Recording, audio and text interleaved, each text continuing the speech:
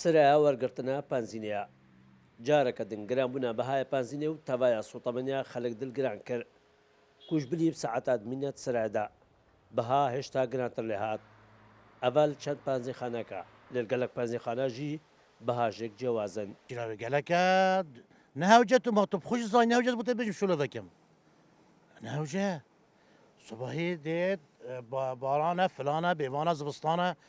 دیسا دێ بەرمیلە گازێک چتە 300,000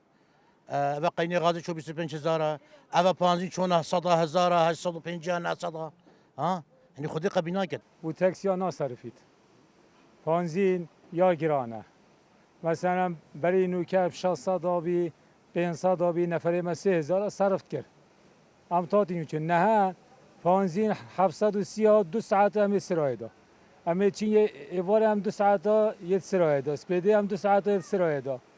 وێگەوێت بێژیە نەفەری 4,000 نەفەرژی قەبیل ناکرد بوومە سەرف ناکرد هەر حسابا بەری 3,000 شارەزایەکەی بواری ئابووریژیت بێژێت گرانبوونە سوتەمەنیا دەبێتە هۆکار بازارژی گران بێت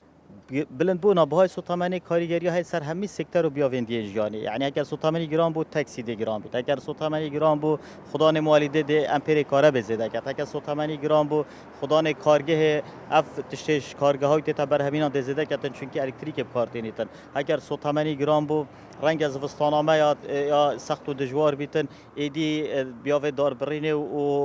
اکود بیژن سروش کردستان و جنگا کردستان بیت تکدان پاشاروج کاریگرین خراب سر جنگه و آور کردستان هبیتن اگر سوتامانی گران بو بهانه کفت دست هندک بازرگان کو اوج کلو پرت خو گران کرد و دماهی همه ها کشیدا خلق به کاربر حوالاتی ساده با جایی که دادن جهر پانزیخانەیەکێ بۆ پانزیخانەیەکە دین بەهات جیاوازن نەکتنێ پانزی بەلکو و تەڤایە جۆرین سوتەمەنیە کو هەودەمەلگەل هاتنە وەرزێ زستانێ کو پێویە خەلکێش بۆ سوتەمەنیا زیاتر لێت ئێت شێوە خەدر کورسان نیوز دهۆک